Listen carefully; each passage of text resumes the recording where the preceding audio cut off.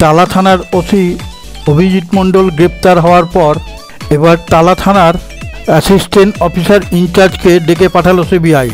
টালা থানার assistant officer in charge পল্লব বিশ্বাসকে CGO কমপ্লেক্সে হাজির হওয়ার নির্দেশ দিয়েছিল সিবিআই।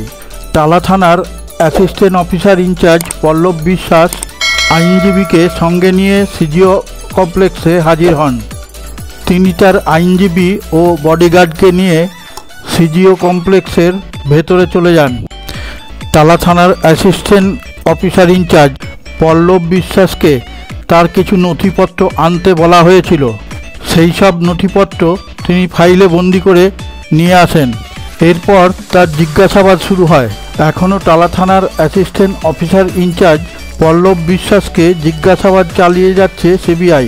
প্রায় 1.5 ঘন্টা অতিক্রান্ত হয়ে গেছে, এখনও তিনি সিজিও কমপ্লেক্সের ভেতরেই রয়েছেন।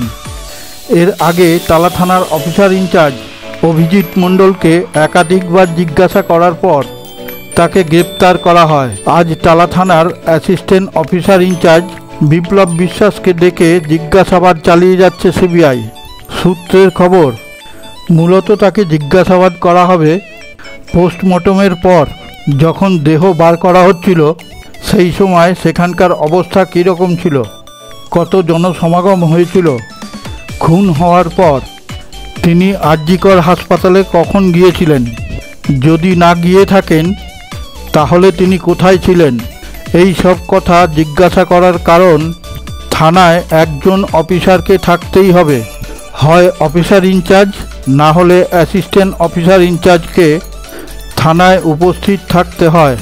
এখনও পর্যন্ত পাওয়া খবর, টালা থানার অ্যাসিস্ট্যান্ট অফিসার ইনচার্জ পল্লব বিশ্বাসকে যে ঘরে জিজ্ঞাসাবাদ করা হচ্ছে সেখানে আইনজীবীকে যেতে দেওয়া হয়নি, তাকে অন্য একটা রুমে বস করিয়ে রাখা হয়েছে। এইমাত্র আরও কিছু খবর পাওয়া গেল, টালা থানার অ্যাসিস্ট্যান্ট অফিসার ইনচার্জ পল্লব বিশ্বাসকে যেসব প্রশ্ন করা হচ্ছে তিনি তার সঠিক উত্তর দিতে পারছেন না। সিবিআই যদি মনে করে তিনি সঠিকভাবে উত্তর দিচ্ছেন না, সেটা ইচ্ছাকৃতভাবে কিছু লুকাবার চেষ্টা করছেন, তাহলে তিনিও গ্রেপ্তার হতে পারেন। কিন্তু টালা থানার অ্যাসিস্ট্যান্ট অফিসার ইনচার্জ পল্লব বিশ্বাসকে যেহেতু প্রথমবার জিজ্ঞাসাবাদ করা হচ্ছে, সেই কারণের জন্য গ্রেপ্তারের আশঙ্কা খুবই কম। তবে যতক্ষণ না তিনি বেরিয়ে আসছেন ততক্ষণ কিছু বলা সম্ভব নয়। তবে যেটুকু শোনা যাচ্ছে, সিবিআইয়ের সন্দেহ টালা থানার অ্যাসিস্ট্যান্ট অফিসার গোপন তথ্যের অনেক কিছুই জানেন। সেই কারণে একই প্রশ্ন 2-3বার করে রিপিট করছেন। এই জিজ্ঞাসাবাদের ভিডিও এবং অডিও রেকর্ড করা হয়েছে। এইবার তিনি বেরিয়ে আসছেন, এই দেখুন গাড়িতে চাপছেন, তাকে সবাই প্রশ্ন করছে কিন্তু তিনি তার কোনো উত্তর দিচ্ছেন না। তিনি সোজা এসে গাড়িতে বসে পড়েছেন এবং তার উকিল ও তার বডিগার্ড সবাই মিলেই গাড়িতে উঠে পড়েছেন, এক্ষুনি রওনা দেবেন। তিনি মিডিয়ার সম্মুখীন হলেন না। অনেকেই প্রশ্ন করেছিলেন কিন্তু তার কোনো উত্তর না দিয়ে তিনি সোজা বেরিয়ে চলে গেলেন।